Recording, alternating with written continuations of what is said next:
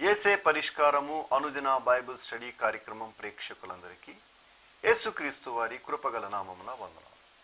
ప్రభువునందు ప్రియ దేవుని బిడ్డలారా, నేటి దినము డాక్టర్ కారుపాటి శ్యాంసాగర్ గారి ద్వారా బైబిల్ స్టడీలోని వాక్య ధ్యానమును న్యాయాధిపతుల గ్రంథము నుండి ధ్యానం చేసుకుందాం.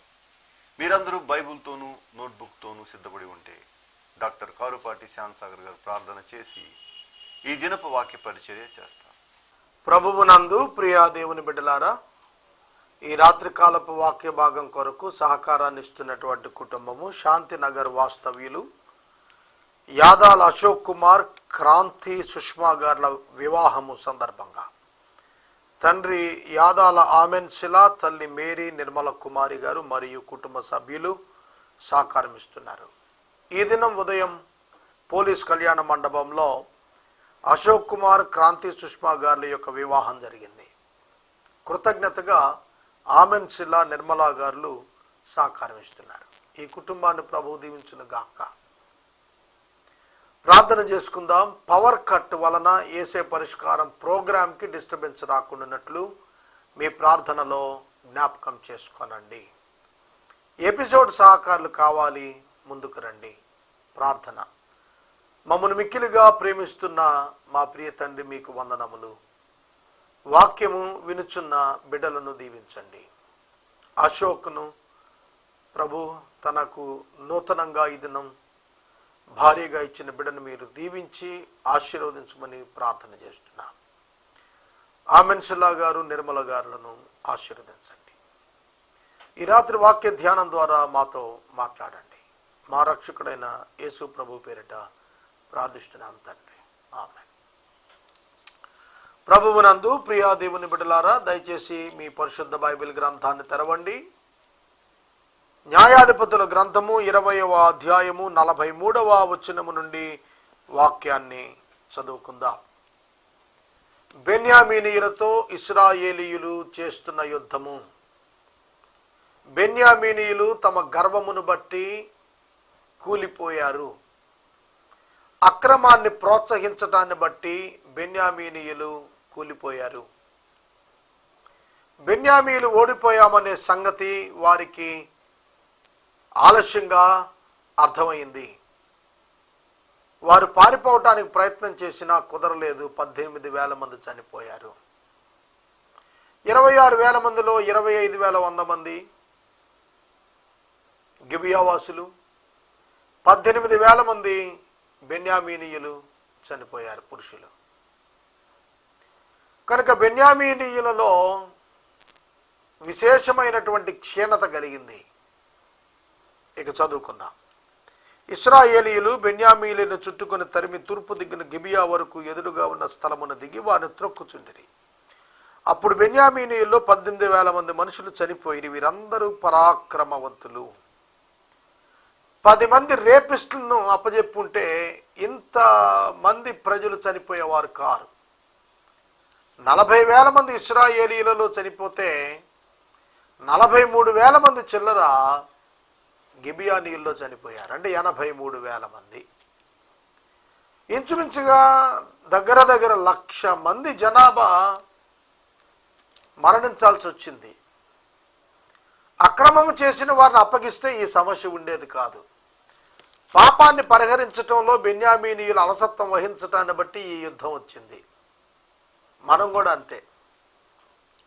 మనము అక్రమములో ఉంటే మనం యుద్ధానికి గురి అవుతాం.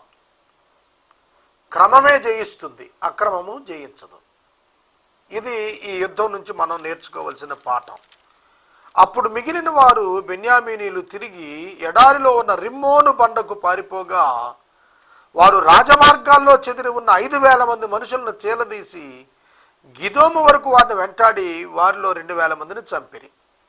ఆ దినమున బెన్యామీనీయుల్లో కత్తిదీయు 20,000 మంది పరాక్రమవంతులు కూలిరి. 600 మంది తిరిగి ఎడారిలో ఉన్న రిమ్మోను కొండకు పారిపోయి 4 నెలలు కొండ మీద నివసించిరి. మరియు ఇశ్రాయేలీయులు బెన్యామీనీయుల మీదకు తిరిగి వచ్చి పట్టణ నివాసులేమి పశువులనేమి దొరికిన సమస్తాన్ని కత్తి చేత హతం చేసి, ఇదిగాక వారు తమ పట్టుకున్న పట్టణాలని అగ్ని చేత కాల్చివేశారు. బెన్యామీనీయుల పట్టణాలన్నీ కూడా అగ్నికి దహించబడ్డాయి. ఒక గోత్రం తుడిచిపెట్టుకుపోయింది, కొద్దిపాటి శేషం తప్ప, చాలా తక్కువ శేషం తప్ప గోత్రము ప్రజలు తుడిచిపెట్టబడ్డారు. ఇది ఇశ్రాయేలీయులకు చాలా నష్టము. చూడండి, విచిత్రమైన సన్నివేశం 21వ అధ్యాయంలో జరిగింది. ఇశ్రాయేలీయులు తమలో ఎవడను తమ కుమార్తెను బెన్యామీనీయునికి ఇయ్యకూడదని మిస్పాలో ప్రమాణం చేసుకున్నారు. వివాహాలు వారి వారి యొక్క గోత్రాలలో జరుగుతూ వచ్చేవి, వారి యొక్క రక్త సంబంధికుల మధ్య జరుగుతూ వచ్చేవి. ఎక్కడైనా ఎవరికైనా పురుషునికి స్త్రీ దొరకకపోతే మిగులు ఉన్నటువంటి స్త్రీలలో ఇతర గోత్రాలలో నుండి వివాహాలు చేసుకోవటం సర్వసాధారణమైన విషయంగా పరిగణించింది. ఎందుకంటే వారికి అప్పగించబడినటువంటి స్వాస్థ్యాల విషయంలో వ్యత్యాసం రాకుండా ఇటువంటి అమరికను ఇశ్రాయేలీయులు వివాహం విషయంలో చేసుకున్నారు. ఇప్పుడు ఒక నూతన తీర్మానం చేసుకున్నారు. ఏమిటంటే బెన్యామీనీయులకు తమ కుమార్తెలను ఇవ్వకూడదు. అంటే వారి వంశం అభివృద్ధి చెందటానికి వీలు లేకుండా తీర్మానం చేసుకున్నారు మిగిలిన గోత్రపు ఇశ్రాయేలీయులు. అయినా వాళ్లే మరలా బాధపడ్డారు, మరలా వాళ్లే సొల్యూషన్ చూపించారు. తర్వాత కాలంలో చాలా తాత్కాలికమైనటువంటి భావోద్రేకాల వలన తీసుకునేటువంటి నిర్ణయాలు నష్టాన్ని కలిగిస్తాయి. వారు ఒక్కసారి నిర్ణయం తీసుకుంటే దాన్ని దాటి వెళ్ళలేరు కాబట్టి జరిగే నష్టాన్ని పూడ్చడానికి మరొక తప్పు చేయాల్సి వస్తుంది. కనుక నిర్ణయాలు తీసుకునేటప్పుడు ఆలోచించి తీసుకోవాలి, ఉద్రేకంతో తీసుకోకూడదు. అలాంటి నిర్ణయమే ఇక్కడ జరిగిపోయింది. ప్రజలు బేతేలుకి వచ్చి దేవుని సన్నిధిని సాయంకాలం వరకు కూర్చుండి, యెహోవా ఇశ్రాయేలీయుల దేవా, నేడు ఇశ్రాయేలీయులలో ఒక గోత్రం లేకపోయెను, ఇది ఇశ్రాయేలీయులకు సంభవించనేలా అని బహుగా ఏడ్చిరి. దేవుడు ఏం చేస్తాడు ఇందులో? ఇశ్రాయేలీయుల 12 గోత్రాలలో ఒక గోత్రం ఇప్పుడు లేకుండా పోయిందే మా బంధువుల్లో అని ఏడ్చారు. చాలా పర్యాయాలు అన్నదమ్ములు ఉన్నారనుకోండి, వారిలో ఒకరు సంతానం లేకుండా చనిపోతే వారి నిమిత్తం మిగిలిన వారు ఏడుస్తూ ఉంటారు. అయ్యో, మా సోదరుని యొక్క సంతతి లేకుండా పోయిందే, ఇక్కడితోనే ఇతని యొక్క వంశం ఆగిపోయింది అని ఏడుస్తుంటారు. అలాంటి ఏడ్పు ఇశ్రాయేలీయులు కూడా అనుభవించారు. మరునాడు జనులు వేకువనే లేచి అక్కడ బలిపీఠం కట్టి దహన బలులు సమాధాన బలులు అర్పించిరి. ఈ వచనం చాలా ప్రాధాన్యతతో కూడినటువంటి వచనం. దేవుడు మేలు చేసిన తరువాత, దేవుడు యుద్ధంలో విజయం ఇచ్చిన తరువాత వారు దేవునికి దహన బలులు ఆరాధన నిమిత్తం, సమాధాన బలులు పరిశుద్ధత నిమిత్తం ఇచ్చినట్లుగా మనం చూస్తున్నాం. సోదరుడా, సోదరి, you must give thanks to God. నీవు తప్పక దేవునికి కృతజ్ఞత చెల్లించేటువంటి వాడవుగా, దానవుగా ఉండాలి. దేవుడు చేసిన మేలుల నిమిత్తము మనము కృతజ్ఞత చూపాలి, కృతజ్ఞులముగా ఉండకూడదు. క్రైస్తవుడు ఇది నేర్చుకోవాలి. దేవుడు చేసిన మేలును బట్టి దేవుని సన్నిధికి వచ్చి బలి అర్పించుట ద్వారా ఒక ఉన్నత సంస్కృతిని స్థాపిస్తున్నారు. అదేమిటంటే కృతజ్ఞత. దేవునికి స్తుతి చెల్లించుట, దేవునికి కృతజ్ఞత చెల్లించుట ప్రధానమైనటువంటి విధిగా ఇశ్రాయేలీయులు నేర్చుకున్నారు. ఈనాడు క్రైస్తవులు కూడా నేర్చుకోవాలి. మీ కుటుంబంలో అనేక మంది బిడ్డలు పాస్ అయ్యారు, 10th క్లాస్, ఇంటర్మీడియట్, డిగ్రీలు, అలాగే ఇతర ప్రొఫెషనల్ కోర్స్, ఎంసెట్ ఇట్లాంటివి. క్రైస్తవునికి క్రైస్తవేతనికి వ్యత్యాసం ఏమిటి? క్రైస్తవుడు ఎప్పుడైతే దేవుని నుండి మేలు పొందాడో వెంటనే కృతజ్ఞత కనపరచాలి. ఆలయానికి వెళ్ళి లేదంటే గృహంలో ఇతర విశ్వాసులను పిలిచి ప్రభువు చేసిన మేలును బట్టి సాక్ష్యం ఇచ్చి మరీ కృతజ్ఞత చెల్లించాలి.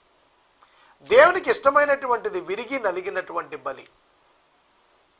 ఆ హృదయమే విరిగి నలిగినటువంటి బలి. కనుక దేవుడు దహన బలులను కోరటం లేదు, కానీ విరిగి నలిగినటువంటి హృదయాన్ని కోరుతున్నాడు. అది ఆయనకి ఇష్టమైనటువంటి బలిగా చూస్తున్నాడు. కనుక ప్రతి ఒక్కరూ కూడా దేవునికి కృతజ్ఞత చెల్లించడం ద్వారా తమ హృదయాలను అర్పించేవారుగా ఉండాలి అనేది ఇక్కడ మనం నేర్చుకుందాం. అప్పుడు ఇశ్రాయేలు గోత్రాలన్నింటిలో మిస్పాలో యెహోవా పక్షమున రాకపోయిన వారెవరెవరు అని విచారించిరి. ఏలయనగా అట్టి వారికి నిశ్చయంగా మరణశిక్ష విధించాలని ఖండితముగా ప్రమాణం చేశారు. చూడండి, మిస్పాలో ఉండి కూడా యుద్ధంలో పాల్గొనక పిరికితనం చూపిన వారు ప్రజలలో ఉండకూడదనేటువంటి నిర్ణయం జరిగింది. దేవుని పనిలో పాల్గొనక దౌర్భాగ్యముగా ఉండిపోయిన వారు ప్రజలలో ఉండకుండా కొట్టివేయబడాలనే తీర్మానం ప్రజలు చేశారు.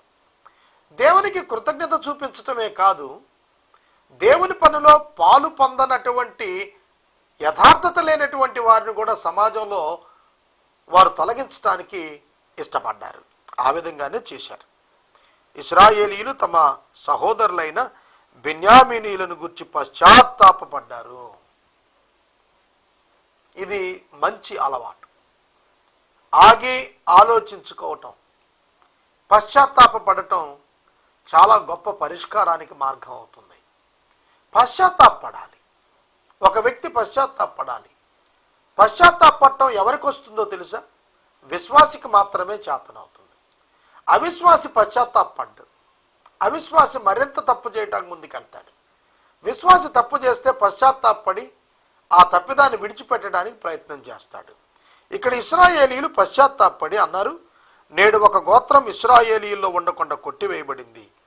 మిగిలి ఉన్న వారికి భార్యలు దొరికినట్లు మనము మన కుమార్తెల్లో వారికి పెండ్లి చేయమని తోడు పెట్టుకున్నాం. వారి విషయంలో ఏమి చేయగలము అని చెప్పుకొనిరి. అదే పశ్చాత్తాపం అంటే.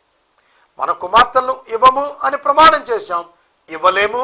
మరి ఏం చేయగలుగుతాం? మనం ఏం చేసి మన సహోదరులైనటువంటి బెన్యామీనీయులకు సంతానం కలిగేటట్లుగా చేయగలుగుతాం? వారి వంశం అభివృద్ధి చెందేటట్లుగా చేయగలుగుతాం?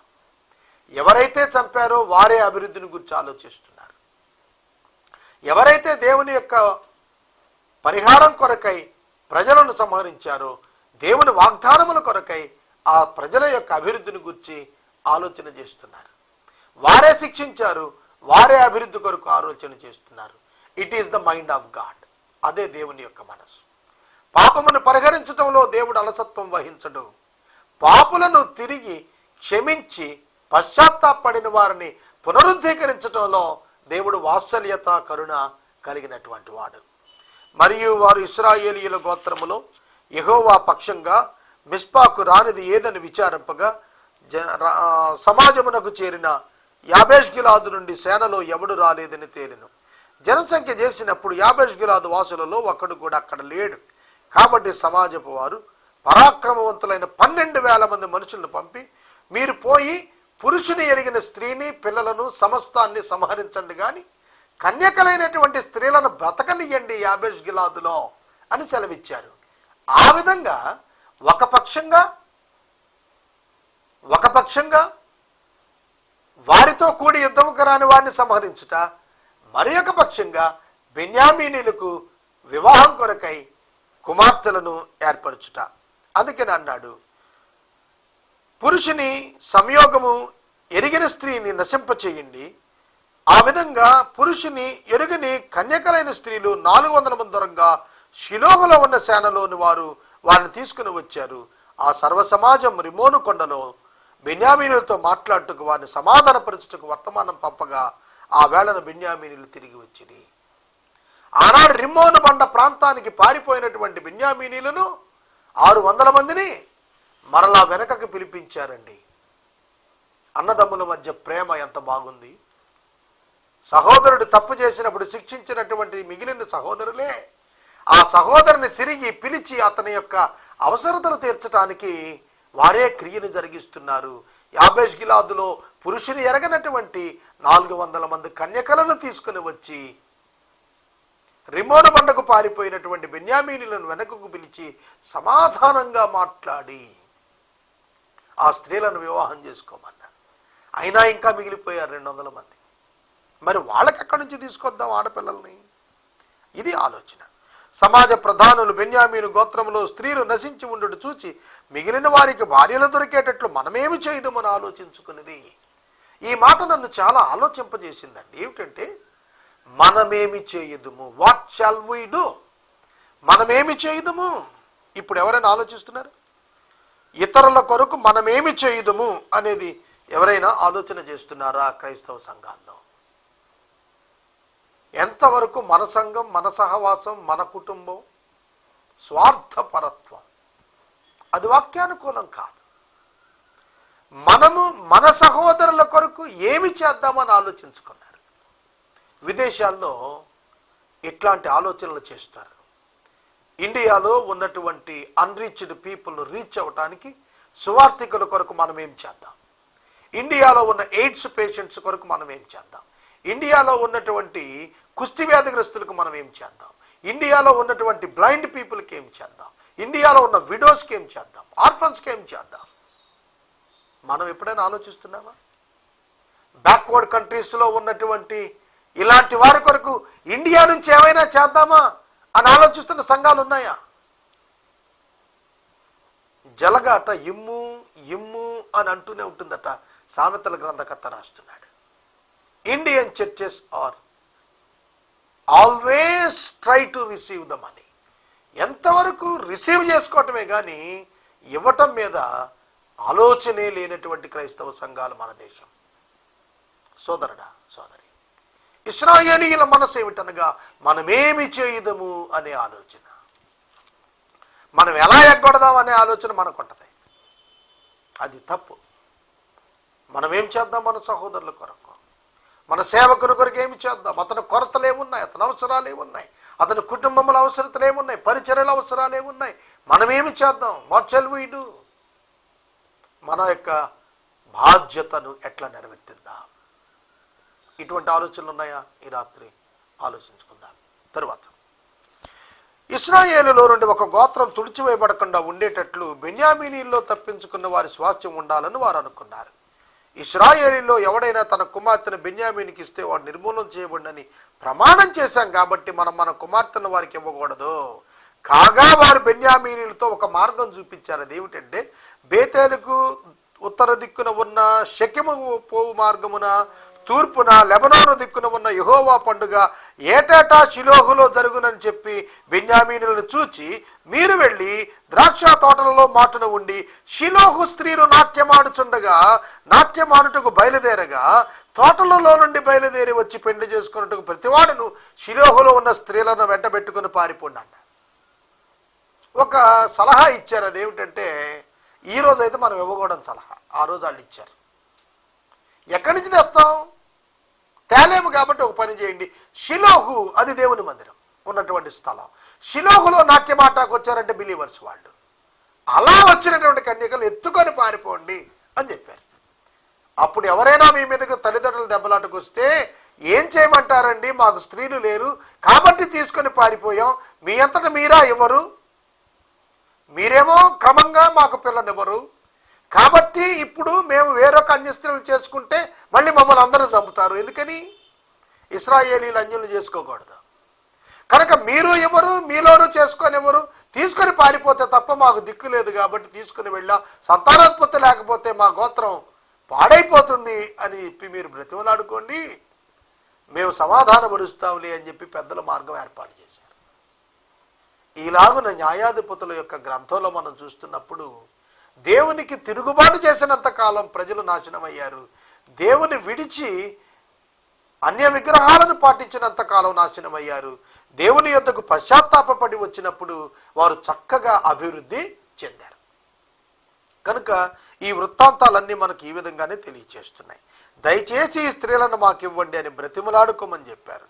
కాబట్టి బెన్యామీలు అలా చేసి లెక్క చొప్పున నాట్యమాడిన వారిలో నుండి స్త్రీలను పట్టుకుని పోయి తమ స్వాస్థ్యాలకు తీసుకుని వెళ్ళి వాటిలో పట్టణాన్ని కట్టుకుని అక్కడ వారు నివసించటం ప్రారంభించారు. ఆ విధంగా 12 గోత్రాలు కూడా వర్ధిల్లుతూ వచ్చాయి. అందరూ అక్కడక్కడ నుండి బయలుదేరి తమ స్వాస్థ్యాలకు వెళ్ళిపోయారు. ఆ దినములలో ఇశ్రాయేలీయులకు రాజు లేడు, ప్రతివాడు తన ఇష్టానుసారముగా ప్రవర్తించుచూ వచ్చును. ఇది అతి ప్రాముఖ్యమైనటువంటి వచనము, మూల వచనము. న్యాయాధిపతుల గ్రంథము 25వ అధ్యాయము 21వ అధ్యాయం 25వ వచనంలో మూలవాక్యం, ఆ దినములలో ఇశ్రాయేలీయులకు రాజు లేడు. అసలు అంతకుముందు ఏ దినములలోనూ రాజు లేడు, కానీ అన్యులకు వలె ఇశ్రాయేలీయులకు రాజు లేడనేటువంటి మదనము వాళ్ళ మనసుల్లో స్థిరంగా నాటుకుపోయింది. ప్రియమైన దేవుని బిడ్డలారా, ఇశ్రాయేలీయులకు రాజు లేడు అంటే వారికి పరిపాలకుడు లేడు కనుక మానవ పరిపాలకుడిని కోరుకోవాలని చూశారు. థియోక్రసీ అన్నారు, అంటే దేవుని యొక్క పరిపాలన. అక్కడ నుంచి మనుషుల పరిపాలన, రాజుల పరిపాలన కోరుకున్నారు ఇశ్రాయేలు జనాంగం. దేవుడు అందుకనే వారికి మొదటి రాజుగా సమూయేలు గారి ద్వారా సౌలు అనేటువంటి బెన్యామీనీయుడిని కీషు కుమారుణ్ణి ఏర్పాటు చేశాడు. వాస్తవంగా న్యాయాధిపతుల గ్రంథం 21వ అధ్యాయం మనం ముగించుకోవటానికి చాలా దినాలు ధ్యానము చేస్తూ వచ్చాం. జూలై 1వ తారీఖున ప్రారంభించాం. జూలై 28వ తారీఖున మనము దీన్ని ముగిస్తున్నాం. అంటే 28 రోజులు, ఈ 21 రోజులను 21 అధ్యాయాలను ధ్యానం చేయడానికి మనం తీసుకున్నాం. వీటి ద్వారా చాలా బృహత్తరమైనటువంటి ఉత్కృష్టమైనటువంటి సందేశాలు, పాఠాలు మనం నేర్చుకున్నాం. వాటి చొప్పున నడుచుటకు ప్రభు మనందరికీ సహాయం చేయను గాక. ఈ రాత్రికాలపు వాక్య భాగమునకు సహకారం ఇచ్చినటువంటి కుటుంబం యాదాల అశోక్ కుమార్, క్రాంతి సుష్మా గారి వివాహం ఈ దినము పోలీస్ కళ్యాణ మండపంలో జరిగింది. వీరి తల్లిదండ్రులు యాదాల ఆమెన్షిల, మేరీ నిర్మల కుమారి గారు సహకారం ఇచ్చారు. దేవుడి కుటుంబాన్ని దీవించును గాక. మనం ఇంతవరకు డాక్టర్ కారుపాటి శ్యాన్సాగర్ గారి ద్వారా బైబిల్ స్టడీలోని వాక్య ధ్యానమును న్యాయాధిపతుల గ్రంథము నుండి ధ్యానం చేసుకున్నాము. ఈ కార్యక్రమం ద్వారా మీరు పొందుకొనుచున్న ఆత్మీయ మేలులు ఒక ఉత్తరం ద్వారా మాకు తెలియజేయండి. మీ ప్రార్థనా మనవులు మాకు తెలియజేస్తే ఏసే పరిష్కారం కార్యాలయంలో ఏర్పాటు చేసిన ప్రత్యేక ప్రార్థనా శిబిరంలో మీ కొరకు ప్రార్థిస్తాం. మీ కుటుంబ పక్షముగా ఒక ఎపిసోడ్ ప్రసారం చేయాలనుకున్నారు మాకు తెలియజేస్తే మా సిబ్బంది మీ గృహాలను దర్శిస్తారు. ముగింపు ప్రార్థన ఆశీర్వాదాలతో ఈ కార్యక్రమాన్ని ముగించుకుందాం. ప్రార్థన చేసుకుందాం. తలలు వంచండి. మమ్మల్ని మిక్కిలిగా ప్రేమిస్తున్న మా ప్రీతండి మీకు వందనాలు. వాక్యం విన్న బిడ్డలను దీవించండి. పవర్ కట్ నుంచి ఏసే పరిష్కారాన్ని సంరక్షించండి. అలాగే ఆమెన్షిలా గారిని, నిర్మల గారిని దీవించండి. వారి కుమారుని వివాహం ఘనంగా జరుగుటకు మీరు ఇచ్చిన కృపకై వందనాలు చెల్లిస్తున్న నూతన దంపతులను దీవించండి. ఈ న్యాయాధిపతుల గ్రంథం ప్రసారం కొరకు సహాయం చేసిన ప్రతి ఎపిసోడ్ సహకారిని మీరు దీవించండి. రూతు గ్రంథపు వాక్య ధ్యానాలు ప్రారంభించాలి, మీ కృప చూపించండి. రూతు గ్రంథం అత్తా కోడళ్ళ సంబంధాలను గురించి, విశ్వాసిగా నెరవేర్చవలసిన విద్యుత్ ధర్మాల గురించి నేర్చుకోవటానికి కృప చూపించండి. మా ప్రేక్షకులను రక్షించండి. యేసుక్రీస్తును రక్షకునిగా ఈ రాత్రి ఇంకా అంగీకరించిన వారు వాక్యం వింటుంటే అట్టి భాగ్యం వారికి దయచేయండి. మా రక్షకుడైన యేసు ప్రభు ద్వారా ప్రార్థిస్తూ ఉన్నాము తండ్రి, ఆమేన్. మన తండ్రి అయిన దేవుని ప్రేమ, కుమారుడైన యేసయ్య కృప, పరిశుద్ధాత్మ దేవుని యొక్క అన్యోన్య సహవాసం సదాకాలము మనందరికీ తోడై ఉండి కాపాడి సంరక్షించును గాక. ఆమేన్.